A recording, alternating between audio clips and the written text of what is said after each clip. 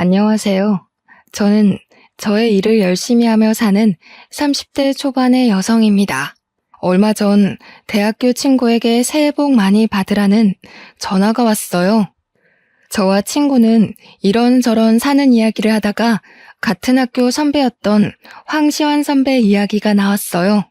친구는 황시환 선배가 결혼한 지 2주 만에 이혼했다며 1년 전에는 같은 과 후배인 아이니와 파혼하더니 또 결혼에 실패했다고 했어요. 그러면서 그 오빠는 외모도 잘생기고 말도 재밌게 잘하는데 도대체 왜 그렇게 결혼을 못하는지 모르겠다고 하며 저에게 너는 혹시 그 이유를 아느냐고 물어보더라고요. 저는 그 이유를 확실히 알고 있었어요. 어떻게 아냐고요? 사실 저는 황시한 선배와 2년 전에 결혼을 약속했다가 파혼을 했거든요. 제가 왜 파혼을 하게 되었는지 그 이야기를 듣게 되면 여러분들도 저와 아이니 그리고 최근에 이혼한 분의 선택을 충분히 이해하실 수 있으리라 장담합니다. 저의 예비 남편이었던 황시한 선배는 과에서 잘생기고 매너도 좋은 인기남이었어요. 저는 그런 예비 남편에게 한눈에 반했고 우리는 연애를 시작했어요. 이렇게 학교 다닐 때 시작한 연애는 졸업하고도 계속 이어졌고 무려 8년이나 사귀게 되었어요. 어느덧 저는 28살, 예비 남편은 32살이 되어 결혼을 생각해야 하는 나이가 되었죠. 우리는 서로 너무 사랑했던 터라 당연히 결혼을 생각해서 각자의 집에 정식으로 인사드리러 가기로 약속했어요. 먼저 제가 예비 남편의 집에 인사를 드리러 갔어요. 처음 뵙는 자리인 만큼 예쁘게 차려입고 예비 남편의 집 앞까지 갔어요. 예비 남편이 자신의 집 앞에서 저를 기다리고 있더라고요. 제가 예비 남편에게 너무 떨린다고 하니 걱정하지 말라고 어른들이 다들 좋아하실 것이라고 하며 다독여줬어요. 떨리는 마음을 부여잡고 예비 남편의 손을 잡고 집에 들어가니 남자 어른 두 분이 계시는 것이 아니겠어요? 예비 남편은 오른쪽은 아버지, 왼쪽은 고모부라고 하며 인사하라고 하더라고요. 저는 인사를 드린 뒤 설마 나온다고 고모부도 오신 거냐고 물으니 그게 아니라 오늘이 제삿날이래요. 저에게 제삿날이라는 말 한마디도 없이 인사하는 날짜를 잡은 것이 황당했어요. 하지만 어른들이 계시는데 그 자리를 박차고 나갈 수도 없는 노릇이라 일단 들어갔어요. 들어가니 고모부가 우리 장손이 드디어 여자를 데려왔다고 반겨주시더라고요. 인사를 드린 후 거실에 앉아 있는데 큰 방에서 할머니께서 나오셨어요. 예비 남편은 같이 사시는 친할머니라고 말하더군요. 저의 예비 남편은 장손이자 귀한 외동아들이고 친할머니, 저에게는 시할머니를 모시고 살고 있었어요. 제가 예비 남편에게 어머니는 어디 계시느냐고 물으니 부엌에 계신다고 했어요.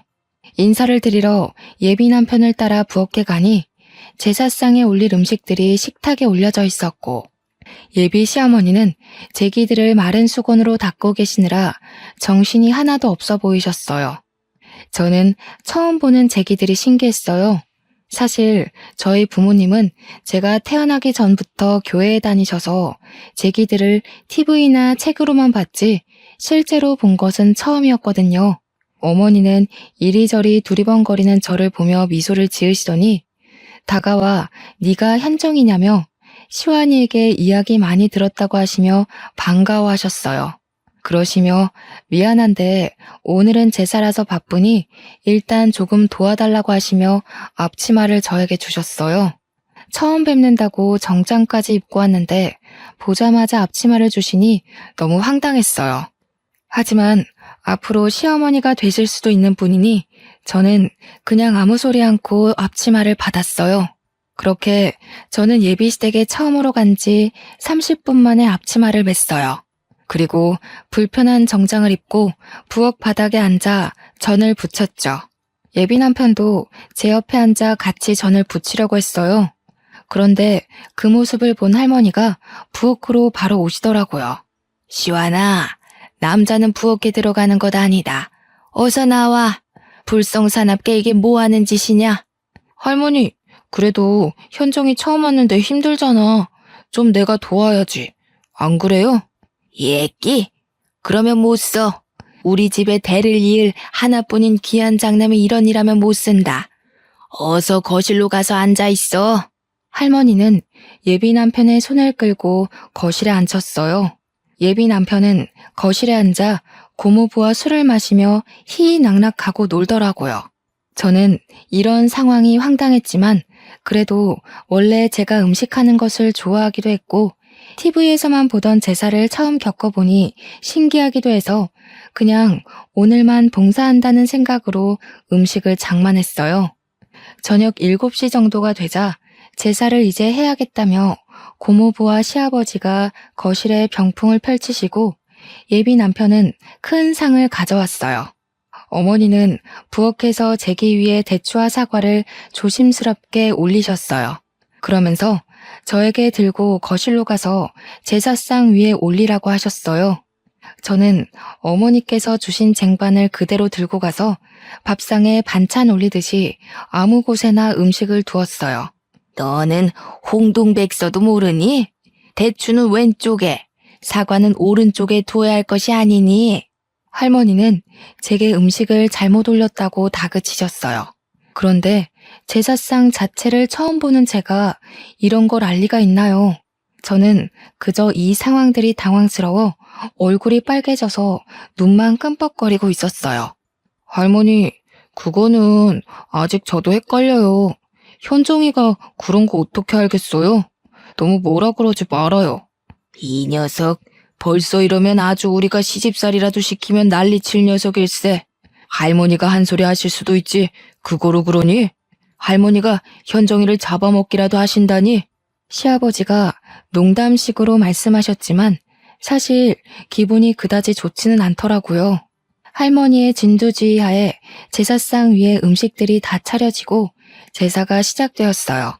제가 예비 남편의 옆에 서기 위해 앞쪽으로 가자 어머니는 제 팔을 잡고 부엌으로 가셨어요. 어머니는 여자들은 절할 때 부엌에 빠져 있다가 음식이 빠질 때 재빨리 음식을 나르고 저녁상을 펴야 한다고 하더라고요. 사실 저는 절을 굳이 안 해도 상관은 없었지만 그래도 음식은 어머니와 제가 다 했는데 정작 우리는 제사에 참여도 하지 못하고 부엌에 있으라고 하니 뭔가 제주는 곰이 부리고 돈은 주인이 받아가는 그런 묘한 기분이더라고요. 그래도 저는 제사를 한 번도 지내본 적이 없기에 원래 제사는 남자들만 하나 보다 생각했어요. 시아버지와 고모부, 예비 남편이 진지한 표정으로 절을 하고 향 위에서 술잔을 돌리는데 저는 그저 신기했어요. 그렇게 제사가 마쳐지고 어머니는 간단히 제사상을 정리한 후 큰 상 하나, 작은 상 하나를 차리셨어요. 그러고는 큰 상에는 수저를 4개와 반찬을 푸짐하게 두시고 작은 상에는 수저 2개와 약간의 반찬을 두셨어요. 고모부, 시아버지, 예비 남편, 그리고 시할머니는 큰 상에 자리를 잡으셨어요. 저도 예비 남편 옆에 앉으려고 하니 어머니께서 제게 잠깐만 부엌으로 와보라고 하시더라고요. 네가 잘 모르나 본데 제사 마치면 너와 나는 저 작은 상에서 먹는 거란다. 큰 상은 남자와 집안 어른들만 드시고 작은 상은 며느리들이 먹는 거야. 알겠지? 네 밥 퍼서 같이 먹자꾸나. 어머니는 당연하다는 듯이 작은 상으로 가셨어요. 저는 이 상황이 이해가 되지 않더라고요. 우리 집은 남자와 여자는 평등해야 한다고 항상 교육하셨어요. 그래서 아빠와 엄마 그리고 제가 설거지도 항상 돌아가면서 했고요. 그런데 예비시댁은 남자는 부엌에 얼씬해서도 안 되고 심지어 밥도 따로 먹어야 한다니 이해를 하려야 할 수가 없었어요. 그렇게 이해가 되지 않는 식사를 마치니 할머니와 고모부와 시아버지가 큰 방으로 들어가시더라고요. 예비 남편도 저에게 잠깐만 기다리라는 표정을 짓더니 같이 큰 방으로 들어가고 거실에는 저와 어머니 둘만 있었어요. 어머니는 부엌에서 쟁반을 들고 와 모두가 드신 식기를 정리하시기 시작했어요. 어머니께서 거실에서 일하고 계시는데 가만히 있기도 뭐하고 해서 어머니를 도와 상을 치우고 정리했어요. 부엌에가니 제기들이 쌓여 있었고 싱크대에는 설거지거리들이 한가득 쌓여 있더라고요. 어머니는 처음엔 저에게 제기 정리 좀 해달라고 하셨어요. 제기를 처음 본 제가 제기를 어떻게 정리해야 하는지 알 턱이 있나요? 모른다고 하니 어머니가 제기를 정리하시기 시작하셨고 저는 설거지를 했어요. 그렇게 1시간 정도 지나 부엌 정리가 끝났어요. 제가 설거지를 다 하고 고무장갑을 벗자마자 큰 방에서 예비 남편이 나오더라고요. 다 했어? 설거지할 거 많았을 텐데 고생했네. 벌써 밤 10시인데 이제 집에 가야 하지? 근데 어쩌지? 아까 나 고모부랑 술 먹어서 운전은 못 해줄 것 같은데 혼자 갈 수 있겠어? 예비 남편은 제가 설거지를 할 동안 방에서 고모부와 아까 못다 마신 술을 더 마셨더라고요. 술에 취해 해롱해롱한 예비 남편과는 오늘 그 어떤 이야기도 할 수 없겠다 싶어 어른들께 인사를 드리고 혼자 버스를 타고 집에 왔어요. 집에 도착하니 밤 11시였어요. 예비 시댁에 인사드리러 간다고 오전부터 나가서는 완전 파김치가 되어 밤늦게 온 저를 본 엄마는 깜짝 놀라서 무슨 일 있었냐고 물으셨어요. 저는 엄마에게 오늘이 제삿날이라서 시어머니와 제사 준비도 하고 제사도 지내고 뒷정리까지 하고 왔다고 말씀드렸어요. 또한 예비 남편이 장손에다 외아들이고 시할머니와 함께 살고 있다는 사실도 이야기했죠. 엄마는 제삿날에 인사하러 오라고 말한 것도 기가 막힐 노릇인데 남의 집 귀한 딸을 제사 준비까지 시키고 뒷정리까지 시키냐며 화를 내셨어요. 당장 예비 남편에게 전화해서 따진다는 것을 예비 남편이 지금 술 먹어서 말해도 소용없다고 하며 겨우 말렸네요. 엄마는 한창 화를 내시다가 저와 예비 남편이 결혼하는 것은 진지하게 다시 생각을 해봐야겠다고 하시고는 주무시러 들어가셨어요. 엄마는 화를 많이 내셨지만 저는 그래도 예비 남편이 좋았어요. 제사라는 문화가 그다지 싫지만은 않았고 무엇보다 예비 남편을 너무 사랑했거든요. 예비 남편도 제게 너무 잘해주었고요. 그래서 그 뒤로도 저희는 잘 만났지만 엄마는 그날 이후 우리의 만남을 탐탁지 않게 생각하셨어요. 그리고 2주 정도가 흘렀어요. 예비 남편은 어른들이 다시 저를 집으로 초대했다고 토요일에 함께 가자고 하더라고요.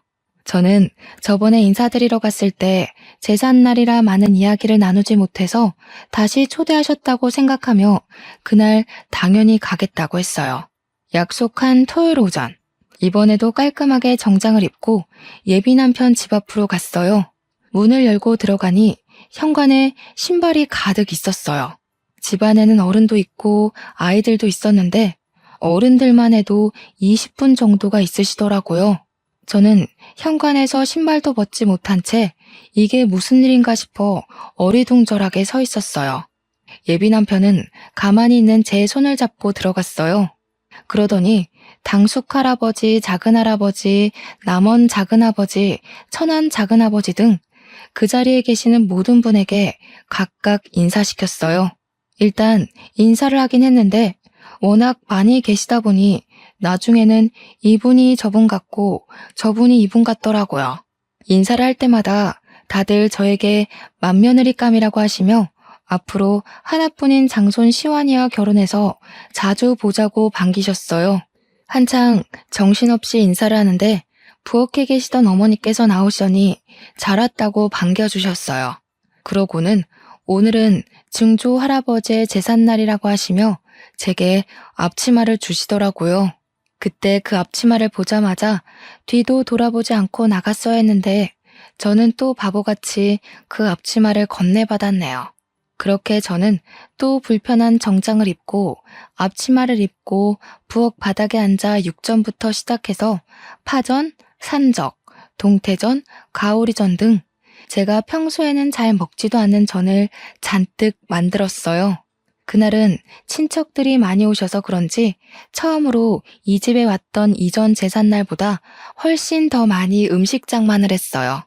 제가 그렇게 허리도 제대로 펴지 못하고 음식을 할 동안 예비 남편은 조카들과 놀고 게임을 하며 아주 즐거워하더라고요.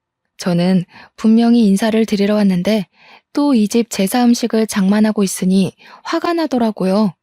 그런다고 이렇게나 어른들이 많이 계시는데 그냥 뛰쳐나갈 수도 없고 해서 답답한 마음에 한숨만 푹푹 내쉬고 있었어요. 그런 모습을 예비 남편이 보았는지 부엌으로 와서는 많이 힘드냐며 어깨를 주물러 주었어요. 제가 그럼 힘들지 안 힘들겠냐고 말하려는 순간 시할머니가 저와 예비 남편에게 오셨어요. 시완아, 장손이 부엌에 오면 못 써. 그리고 지금 조상님들 음식장만 하는데 어깨를 주무르고 이게 뭐 하는 짓이냐? 당장 거실로 가. 할머니, 우리 현정이 인사드린다고 예쁘게 옷 입고 왔는데 얼마나 힘들겠어. 현정이 예쁘게 좀 봐주라. 예끼. 아무리 그래도 어른들 계시는데 장손이 그러면 못 써. 시완이 너는 어서 나와서 당숙한테나 가봐라. 할머니는 장손인 예비 남편이 잠시라도 부엌에 오려고 하면 장손은 부엌에 있으면 큰일 난다며 얼른 내보내셨어요. 예비 남편은 당숙 할아버지에게로 가서 술을 받아 먹고 있더라고요. 그렇게 예비 남편은 거실에서 술을 먹고 노는 동안 저는 혼자 엄청난 양의 전을 만들었어요. 제사 준비를 다 마치고 제사상이 차려졌어요.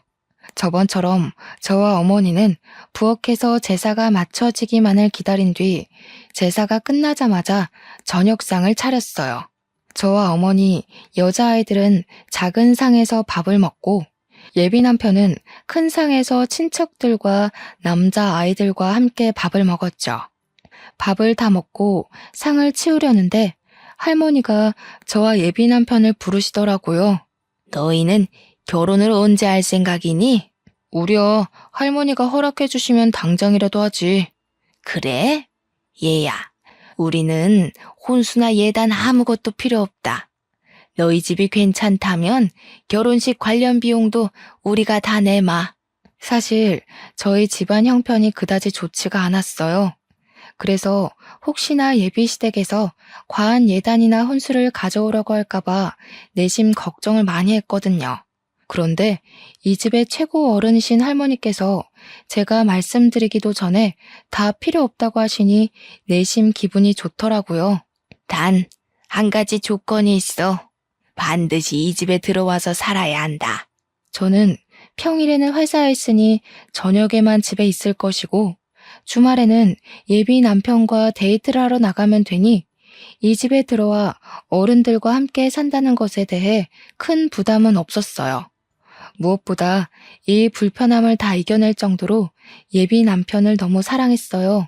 게다가 제가 결혼을 앞두고 걱정을 많이 했던 예단과 혼수, 결혼식 비용 문제를 한 번에 다 해결할 수 있기에 할머니의 말씀에 알겠다고 바로 대답했어요. 그래, 며느리라면 당연히 그래야지. 너네 집은 제사 언제 지내니? 부모님이 교회 다니셔서 제사를 지내지 않아요. 사실 저는 제사 지내는 모습을 실제로는 처음 봐요. 제사를 한 번도 지내본 적이 없다고? 자고로 조상님께 예를 갖춰야 만사가 형통하는 법이다. 이런 조상님들도 모르는 근본 없는 것들. 에이, 할머니, 요새는 다들 제사 이렇게까지 안 지내. 제사 다 합쳐서 간소하거나 아예 안 하는 집도 많아. 명색이 황씨 가문의 장손이라는 사람이 그게 할 소리냐? 이것이 제사 안 지내는 근본 없는 년을 만나더니 애가 이상해졌네. 제사를 지내지 않는다는 이유로 친척도 아닌 할머니에게 근본 없는 년이라는 소리를 듣는데 너무 화가 나고 억울해서 눈물이 다 나오더라고요. 눈물이 터지려던 찰나 시어머니가 과일과 한과 따뜻한 차를 한 상 차려오셨어요. 어머니, 이제 다과 드세요. 그리고 현정이는 나 좀 도와주렴. 어머니께서 다과상을 들고 와서 할머니의 말씀을 끊으셔서 다행이었지. 만약에 그러지 않았다면 저는 그 자리에서 아마 펑펑 울었을 거예요. 어머니의 부르심에 부엌에 가니 저번보다 훨씬 더 많은 설거지거리가 쌓여 있었어요. 저는 할머니 앞에서 잔소리를 듣느니 여기서 설거지하는 게 훨씬 마음이 편하겠다 싶어 싱크대 앞으로 갔네요. 그렇게 저는 설거지를, 어머니는 제기 정리 및 부엌 정리를 2시간 정도 하니 드디어 부엌이 깨끗해졌어요. 거실로 나가보니 시간은 어느덧 자정이었고 친척들과 예비 남편은 술에 취해 제정신이 아니었어요. 저는 집에 가야겠는데 시간이 너무 늦어 택시를 타고 갈 생각으로 예비 남편에게 여기 집 주소 좀 알려달라고 했어요. 그런데 술에 취해서 집 주소도 말하지 못하고 헛소리만 해대는 것이 아니겠어요. 그러는 모습을 보신 친척들과 어머니도 오늘 너무 늦었고 여자 혼자 이 시간에 택시 타는 것도 위험하니 그냥 하룻밤 자고 가라고 하시더라고요. 저는 어쩔 수 없이 엄마에게 오늘 집에 못 간다고 전화하고 예비시댁에서 원치 않는 하룻밤을 자게 되었어요. 어머니는 부엌 옆에 쪽방이 하나 있다며 그곳에서 자라고 이부자리를 펴주셨어요. 그리고 어머니께서 집에서 입으시는 편한 옷을 하나 주시며 옷 갈아입고 푹 자라고 하시고는 나가셨어요. 혼자 방에서 편한 옷으로 갈아입고 누워있는데 거실은 시끄럽고 장소는 세상 불편한 예비시댁이다 보니 잠이 쉽게 들지 않더라고요. 결국 저는 모든 친척이 다 술을 마시고 코 고는 소리가 들릴 때까지 뒤척이다가 겨우 잠이 들었어요. 이제 잠이 들었다 싶었는데 어머니가 제가 자고 있던 방에 들어오셨어요. 잠깐 나와 보라고 하시더라고요. 나와서 시계를 보니 새벽 5시였어요. 얘야, 우리 집은 며느리들이 새벽 5시에 일어나 음식을 준비하고 새벽 6시에 다들 밥을 먹는단다. 어지간하면 나 혼자 하겠는데 어제 무리를 했는지 몸이 안 좋아서 말이야. 미안한데 음식 준비 좀 도와주지 않으련? 어머니는 제게 부탁을 하면서도 계속 국을 끓이고 나물 반찬을 하느라 정신이 없으셨어요. 이미 저도 잠이 다 깼고 그 자리에 혼자 멀뚱히 서 있기도 다시 방에 들어가기도 좀 그러니 저도 어머니를 도와서 음식을 준비했어요. 우리 집은 아침, 점심, 저녁 모두 반찬이 최소 7개는 있어야 해. 황씨 가문이 큰 양반가라서 조상님들 때부터 그렇게 먹었다고 하더구나. 그리고 한번 사용한 음식을 다시 사용해서는 안 돼서 매일 끼니마다 조금씩 새로 해서 먹는단다. 끼니마다 새로운 반찬을 최소 7개는 만들어야 한다고요? 그래. 처음에는 나도 이거를 어떻게 해야 하나 했는데 하다 보니 반찬 7개는 금세 뚝딱 가게 되더라고. 너는 내가 봤을 때 손이 야무지니 나보다 더 잘할 거야.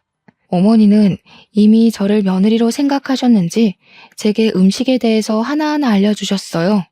저는 일단 말씀을 하시니 듣기는 듣는데 슬슬 제가 이 집에 들어와 사는 것이 걱정되더라고요. 사실 전 아침잠이 정말 많아요. 회사도 7시에 겨우 눈을 뜨고 나가는데 새벽 5시에 일어난다는 것은 상상도 할 수 없었어요. 게다가 이 집안의 아들들, 장손은 다 잠을 자고 이 집안의 핏줄이 전혀 섞이지 않은 어머니와 저만 황씨 집안 사람들을 위해 요리를 한다는 것이 썩 내키지는 않더라고요. 어머니께는 죄송하지만 어머니와 저의 모습이 황씨 집안을 위해 일하는 노비처럼 보였어요. 제가 이런 생각을 하는 동안에도 어머니는 쉴 새 없이 부엌 여기저기를 다니셨고 반찬이 7개나 있고 국이 있는 멋진 한 상을 뚝딱 차리셨어요. 어머니가 식사하시라고 말씀하시자 그제야 누워있던 친척들이 일어났어요. 다들 머리는 부스스하고 눈도 제대로 뜨지 못하고 밥을 먹더라고요. 저는 자리를 잡고 밥을 먹으려는데 어머니는 여전히 부엌에서 일하고 계시더라고요. 어머니, 식사 안 하세요? 밥 퍼드릴까요? 나는 원래 아침을 안 먹어. 아침에는 입맛이 없기도 하고 할머니께서 식사 끝나면 꼭 숭늉과 과일을 찾으셔서 준비해야 해. 나는 숭늉을 끓일 테니 너는 가서 밥 먹으렴. 어머니는 그 많은 음식을 다 준비하셨지만 제대로 드시지도 못하고 할머니의 후식을 준비하고 계셨어요. 그러는 어머니를 챙기는 사람은 이 집안에 아무도 없었어요. 예비 남편도 아버지도 그저 자신의 밤새 줄인 배를 채우는 데만 급급했죠. 그 모습을 보는데 이건 정말 아니다 싶었어요. 결혼 전에 예단과 혼수를 준비 안 해도 된다고 해서 한시름 났는데 결혼 후에는 예단과 혼수 문제보다 더 크고 말도 안 되는 문제들이 가득 쌓여 있었죠. 아침 식사와 정리를 마치고 예비 남편에게 얼른 집에 가자고 했어요. 집에 갈 준비를 하고 있는데 할머니가 저에게 앉아보라고 하시더라고요. 그러면서 황씨 가문은 옛날에 이렇고 저렇고 하시며 집안 조상님에 관해서 얘기하셨어요. 솔직히 귀에 하나도 들어오지는 않았지만 그냥 앉아서 네네 하면서 형식적인 대답만 이어갔어요. 그래서 말이다. 우리 집은 이렇게 엄청난 집안이라 명절을 가장 중요하게 생각한단다. 그래서 우리 집 며느리들은 명절 때 조상님들을 모시고 친척들을 챙겨야 덕을 쌓을 수 있어서 친정에 못 간다. 알았지? 그 말씀은 설날, 추석 연휴 내내 시댁에 있어야 한다는 말씀인가요? 그래. 요새 젊은 것들은 시댁에는 설날에, 추석에는 친정에 가던가 아니면 명절날 아침에 바로 친정으로 넘어간다던데. 우리 집은 그런 거 절대 용납 안 된단다. 그러면 저는 혼자여서 저희 부모님은 명절 때 두 분이서만 보내야 할 텐데요. 그 대신 명절 때 말고 명절 전주나 다음 주에 네 시어머니랑 번갈아서 친정에 한번 다녀와. 원래 옛날에는 처음에 결혼하면 3년간 시댁에 살면서 친정에 가보지도 못했다. 그래도 요새는 많이 좋아진 거야. 결혼한 지 1년도 안 된 새댁이 친정에도 가고 말이야. 저는 저를 이만큼 키워주신 것은 친정 부모님인데 그런 부모님께 명절 때 찾아가 보지도 못한다는 것이 전혀 이해가 되지 않았어요. 정말 이건 너무 아니다 싶었죠. 더 어이없는 건 예비 남편이었어요. 예비 남편은 할머니의 말에 고개만 끄덕이더라고요. 너는 이제 출가 외인이다. 결혼하면 이 시댁에 뼈를 묻고 살아야 해. 이제 친정은 잊고 여기 시댁의 조상님께 충실하게 효를 행하며 살아야 한다. 그동안 저를 키워주신 친정은 잊고 얼굴도 이름도 모르는 어쩌면 예비 남편 아니었으면 남남이었을 시댁의 조상님께 효를 행하며 살아야 한다니 정말 어이가 없더라고요. 그 뒤로도 할머니는 한참 동안 조상님과 며느리의 도리에 대해 설교를 하셨어요. 할머니, 이제 우리 일이 있어서 나가봐야 해. 우리 장손 오늘 일이 있었어? 그래, 어서 가봐. 너도 같이 가려무나. 참, 우리가 다음 달에도 제사가 있단다. 날짜는 장손에게 듣고 그때도 꼭 와야 한다. 할머니께서는 저에게 다음 달에도 제사가 있으니 반드시 참석하라는 말을 하시며 잘 가라고 하셨어요. 예비 남편의 차에 타서 곰곰이 생각해보니 이 모든 상황이 너무 어이없더라고요. 저는 분명히 결혼 전 인사를 드리러 왔는데 인사는커녕 제사 음식 장만하고 부엌에서 일하고 아침상 차리고 다음날 예비 시댁에서 나온다는 것이 말이나 되는 상황인가요? 우리 할머니가 좀 말이 많으시거든. 그래서 할머니 말이 더 길어질까봐 내가 적당히 둘러대고 잘랐어. 그래. 그런데 인사 와서 제사 지내고 온다는 것이 좀 그러네. 왜? 힘들어서 그래? 이거 한 번 가지고 그러면 어떡해. 우리 집은 1년에 제사가 12번, 명절 2번 해서 1년에 총 14번 제사를 지내야 하는데 앞으로 어쩌려고 그래. 이제 제사 문화에 적응해봐. 1년에 14번이나 이런 제사를 지낸다고? 응. 그래도 네가 제사를 2번이나 와서 어른들한테 잘 보여서 그런지 친척들이 다들 너무 좋은 며느리감이라고 칭찬하시더라. 며느리감? 응. 최고의 며느리감이래. 할머니와 친척들 모두 너를 며느리로 생각하시는 거지. 우리 집 며느리 테스트 합격한 거 축하해. 어? 며느리 테스트? 응. 며느리 테스트. 내가 이 집안의 외동아들에다 장손이라 아무 여자와 결혼 못 시킨다고 내가 여자를 데리고 오면 테스트를 한다고 하셨거든. 그래서 제삿날에 인사하러 오라고 해서 어떻게 행동을 하는지 우리 친척들과 잘 어울리는지 테스트를 한 거야. 그럼 나 통과했으니 기뻐해야 하는 거야? 그럼 현정이 너는 우리 집 며느리 테스트에 처음으로 합격한 거야. 예비 남편은 신나서 이야기하는데 저는 듣고 있자니 너무 어이도 없고 황당하더라고요. 무슨 조선시대에 세자가 결혼할 때 양반집 교수들 여럿 모아놓고 삼간택 치르면서 세자빈 뽑는 것도 아니고 남녀 평등을 외치는 이 21세기에 며느리 테스트라뇨. 아, 그리고 사극에서 보면 조선시대 때 세자빈 간택에 통과하면 별궁으로 들어가서 결혼 전까지 왕실 교육을 받잖아. 그것처럼 우리 집도 옛날부터 며느리가 될 사람에게 결혼 전에 우리 집으로 오게 해서 교육을 받게 했어. 그니까 다음 달에 제사도 꼭 참석해서 와서 어른들 모시는 것도 배우고 해야 해. 너는 제사를 한 번도 지내보지 않아서 더 많이 배워야 할 수도 있겠다. 다음 달 제사가 일요일이니까 금요일부터 우리 집에 와서 금, 토, 일 같이 생활하면서 할머니, 어머니한테 배워. 할머니도 예비 남편도 뼈대가 굵은 양반 가문의 집안이라서 며느리들은 교육을 받아야 한다며 제사 음식 장만을 도우라는데 빨리 이 집 며느리 자리에서 도망가야겠다는 생각뿐이었어요. 바로 헤어지자고 말하고 싶었지만 8년간 사귀었던 정도 있었고 전날 잠을 거의 못 자서 너무 피곤해서 일단 바로 집으로 갔어요. 집에 오니 엄마는 저번에는 시댁에 인사드리러 간다 해놓고서는 11시에 파김치가 돼서 오더니 오늘은 아예 그 집에서 잠을 자고 왔냐고 뭐라고 하시더라고요. 저는 이 결혼하지 않겠다면서 어제 제사 지낸 이야기부터 아침에 할머니께 들었던 이야기까지 모두 다 하나도 빠짐없이 말씀드렸어요. 부모님은 이게 무슨 경우냐며 지금도 이러는데 결혼하고 정식으로 그 집 며느리 되면 혼수와 예단을 하지 않았다는 핑계로 시집살이 호되게 시킬 것 같다고 하셨어요. 특히 엄마는 절대 이 결혼 못 시킨다고 결사 반대를 하셨어요. 그리고 아빠는 저의 이야기를 다 듣고는 혼자 곰곰이 생각하시더니 예비 남편에게 똑같이 복수해야겠다며 다음 주 일요일에 집으로 초대하라고 하셨어요. 저는 아빠에게 어떻게 하실 것이냐고 물었지만 아빠는 아무래도 계획을 말씀해 주시지 않았어요. 다음 주 일요일, 아직 예비 남편이 올 시간이 한참 남았는데 아빠와 엄마는 옷을 차려입고 계시더라고요. 그러면서 오늘 교회 갈 건데 너와 시완이도 같이 가야 하니 옷 입고 준비하라고 하시더라고요.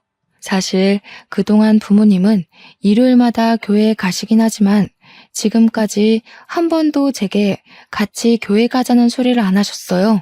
교회는 부모나 다른 누군가가 강요로 해서 다니는 것이 아니라며 나중에 제가 다 크고 마음에서 교회에 가고 싶은 마음이 생겼을 때 그때 다니라고 하셨죠.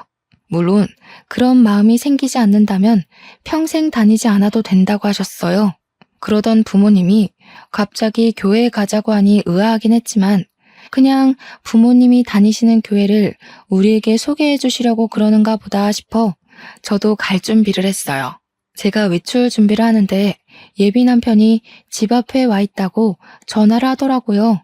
그래서 부모님께 말씀을 드리니 부모님은 그럼 지금 교회에 가자고 하셨어요. 예비 남편은 집에 인사를 드리러 왔는데 갑자기 부모님이 교회에 가자고 하시며 차에 태우시니 당황하더라고요. 저 근데 현정이가 교회에 다니는 줄 몰랐네요. 부모님은 다니셔도 현정이는 다니지 않는 줄 알았는데. 현정이는 안 다니고 우리만 다녀요. 현정이도 오늘 처음 가는 거요. 예비 남편은 계속 이해가 안 된다는 표정을 지었고 저 역시 아빠가 왜 이러시는지 몰라 가만히 있었어요.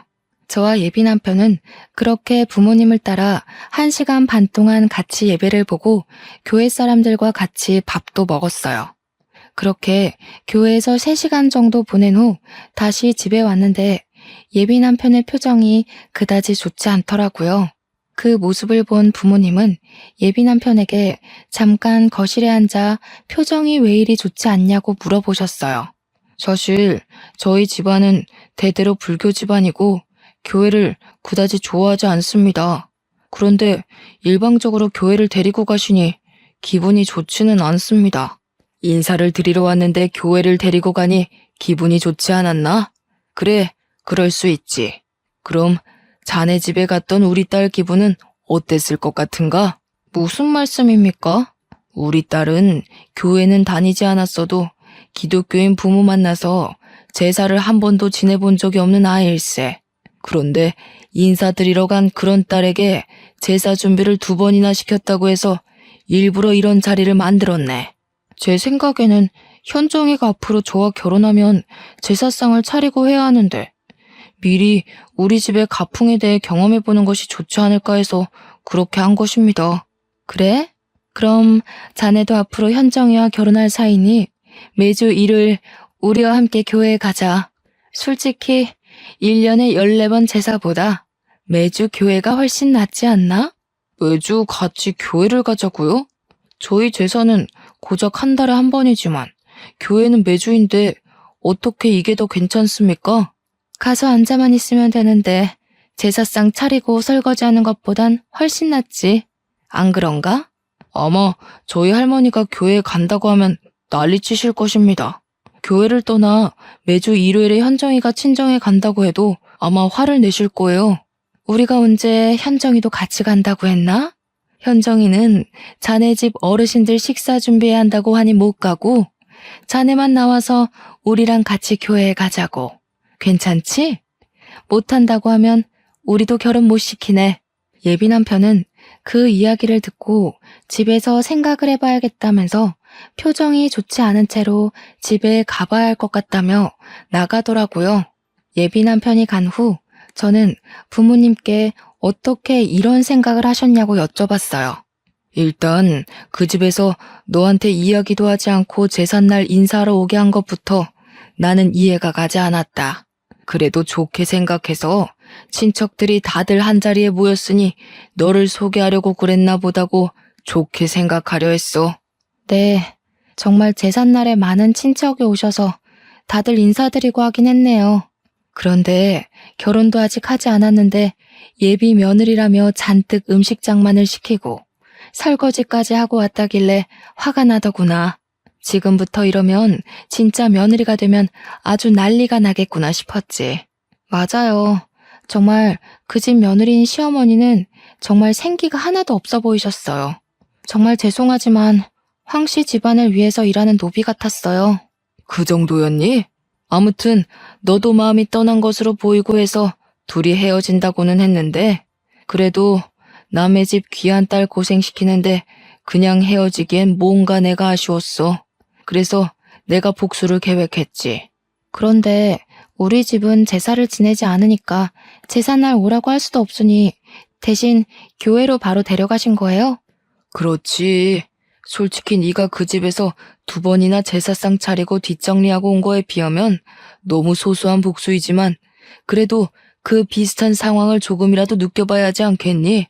그래야 정신 좀 차리지. 저는 부모님의 아이디어에 감탄했어요. 그렇게 한창 부모님과 신나서 대화하는데 예비 남편 번호로 전화가 오더라고요. 저는 이제 집에 도착했다고 전화를 한 줄 알고 받았는데 할머니셨어요. 너는 우리 집이 교회를 얼마나 싫어하는데 감히 우리 황씨 가문의 귀한 장손을 교회에 데리고 가니? 부정타게 말이야. 너네 부모는 생각이 있는 거니 없는 거니? 제가 전화를 받자마자 할머니가 소리를 고래고래 지르시며 혼내시는데 그 소리가 어찌나 큰지 정말 귀가 떨어져 나갈 것 같았어요. 제가 너무 놀라기도 하고 당황해서 가만히 있자 엄마는 제 핸드폰을 빼앗아 가셨어요. 안녕하세요. 저 현정이 엄마입니다. 보고 있자니 화가 나서 그랬습니다. 그럼 제사를 지내본 적도 없는 저희 딸이 거기에서 밤 늦게까지 제사 준비하고 치우고 한 것은 해도 되는 일입니까? 그야, 이제 현정이가 우리 집 며느리가 될 아이니 내가 교육했던 것이오. 이제 우리 황씨 가문의 며느리가 될 건데 그 전에 미리 우리 가문의 풍습을 익히는 것이 잘못된 거요? 가문의 풍습을 익히는 것이 얼굴도 모르는 조상 제사상 차리고 설거지하고 친척들 뒤치다꺼리하는 거예요. 그리고 며느리는 무슨 사람도 아닙니까? 그동안 키워준 친정을 잊고 명절 때는 가지도 말라니. 그게 무슨 말도 안 되는 경우입니까? 그야 우리 집이 양반 집안이라 항상 내려왔던 풍습이니까 그런 것이오. 그건 그렇고 주마다 우리 장손 교회에 오라는 건 또 뭔데? 이래서 예수쟁이들이랑은 말이 안 통해 말이. 무조건 제사는 안 된다. 교회만 나오라고. 이보세요. 저 사실 교회에 다니면서 현정이한테도 교회 다니자는 이야기 한 번도 안 했어요. 그런데 그 집에서 자꾸 결혼도 하기 전에 제사에 와서 준비하라니까 저도 화가 나서 그쪽 손주도 똑같이 당해보라고 일부러 그런 자리 만든 겁니다. 아주 말도 안 되는 소리를 짓거리네. 이래서 제사를 안 지내는 것들은 근본이 없어, 근본이. 사람이면 자기 조상을 알아야지. 조상도 모르면서 무슨 하느님 예수님을 찾고 앉아있어? 그럼 그 집 며느리들은 자기 집 조상을 찾아야지 왜 애먼 황씨 집안 조상을 위해 일한답니까? 자기 조상도 모르니 그런 소리가 나오지. 이래서 교회 다니는 사람들은 사람 취급도 해서는 안 된다니까. 그래서 당신의 딸이 우리 집 제사 못 지내게 하겠다는 것이요? 그럼 우리도 결혼 못 시키니 그런 줄 알아. 네, 저희도 그쪽 아들 주마다 교회 안 오면 저의 귀한 딸 그쪽에 보낼 생각 없습니다. 경제적으로 힘들어 보여서 얘 다니고 혼수고 다 포기하고 몸만 와서 이 집에서 살라고 했구먼. 내 나름 당신네 생각해서 이렇게 하는데 아주 복을 걷어차네, 걷어차. 할머니는 엄마에게 할 말 못한 말 다 하시고 전화를 끊으셨어요. 부모님은 화가 잔뜩 나서 다시는 예비 남편을 만날 생각도 하지 말라고 하셨어요. 다음날 저는 예비 남편에게 전화했어요. 어제 우리 집에 이런 일이 있었고 나도 그 집에서 며느리 노릇할 자신이 없어서 우리 이제 그만해야 할 것 같다고 말하려고 했죠. 솔직히 미워서 전화도 하고 싶지 않았지만 그래도 8년이라는 긴 시간을 사귀었고 결혼까지 약속했으니 확실히 끝내고 싶었거든요. 그런데 전화를 받지 않더라고요. 카톡도 보지 않고요. 그날뿐 아니라 다음 날이 되어도 한 달이 되어도 예비 남편은 아무 연락이 없었어요. 이렇게 저는 8년 동안 사귀고 결혼까지 약속했던 예비 남편과 파혼을 했어요. 아니지. 확실히 그만하자고 끝맺음을 한 건 아니었으니 잠수 파혼을 당했다고 표현하는 편이 더 맞겠네요. 10년이면 강산도 변한다는데 8년이면 절대 짧은 시간은 아니잖아요. 저는 8년간 예비 남편이 진짜 저의 남편이라고 생각하고 최선을 다했어요. 그런데 마지막 인사도 하지 못한 채 제가 사랑을 쏟아부은 그 시간이 순식간에 물거품이 되었어요. 그래도 끝맺음을 확실히 못해서인지 헤어지고도 한동안은 미련이 계속 남더라고요. 그래서 1년가량은 예비 남편을 그리워하기도 하고 원망도 하며 그렇게 눈물 속에서 시간을 보냈었네요. 그렇게 1년이 지나자 저도 어느 정도 마음의 정리가 되더라고요. 새로운 남자도 만나보라는 엄마의 말에 선자리도 나가고 소개팅도 나가긴 했어요. 그런데 나이가 나인지라 만날 때마다 자연스럽게 결혼 이야기가 나왔고 상대분과 이야기를 하다 보면 경제적으로 넉넉하지 않은 내가 결혼을 할 수 있을까 하는 걱정이 먼저 들었어요. 그때마다 예비 시할머니께서 하신 말씀대로 그냥 그 집에 들어가서 모든 것을 견디고 참고 살 걸 그랬나 하는 생각도 들더라고요. 그런데 그 집에서 정말 영혼 없이 모든 것을 체념한 표정으로 일을 하시던 어머니의 표정이 생각났어요. 그게 저의 미래의 모습이라는 생각을 하니 이건 인생을 망하는 길이겠구나 싶더라고요. 제가 본 그 집의 며느리는 자신의 조상 받드는 데 쓰는 일종의 도구이자 노예 같았어요. 그리고 할머니는 제사로 조상님께 덕을 쌓아야지 만사가 형통한다고 하셨지만 제사 열심히 지내는 그 집의 작은 아버지들, 고모부는 다 이혼해서 혼자 살고 계시더라고요. 과연 이러한 모습이 잘 풀리는 집안의 모습일까 하는 생각이 들더라고요. 제가 만약에 결혼해서 그 집 며느리로 있었다면 기가 막힌 황씨 가문의 가풍이 싫어서 저 또한 이혼했을 수도 있겠네요. 어쩌면 조상님 제사상 공들여 지낸 예비 남편 집보다 제사상 한 번 차려본 적 없는 우리 집이 조상님의 도움을 더 많이 받지 않았나 하는 생각이 들어요. 파혼하고 2년이나 지난 지금은 완전히 마음 정리를 하고 저의 일을 하며 재밌게 살고 있어요. 당분간은 누구 만나지 않고 일만 할 생각이에요. 그래서 일단 저 자신의 가치를 높여서 나중에 제가 정말 좋아하는 남자를 만났을 때 당당하고 멋지게 결혼을 하고 싶네요. 지금까지 기나긴 저의 파혼 사연 들어주셔서 감사합니다. 우리 다들 멋진 상대를 만날 수 있도록 자신의 가치를 높이기 위해 열심히 살아봐요. 아, 그리고 마지막으로 할 말이 있는데 시댁에 인사하러 갔더니 제사시키는 집안이 또 있다면 그 집에 들어가서 인사할 것도 없이 바로 나오세요. 제가 겪은 고생들 겪을 확률 99.99%예요. 꼭 도망가세요. 공대 졸업한 황시한 선배가 결혼하자고 해도 무조건 도망가세요. 그 집에 노예처럼 살고 싶으시다면 상관없지만 그게 아니라면 반드시 도망가세요.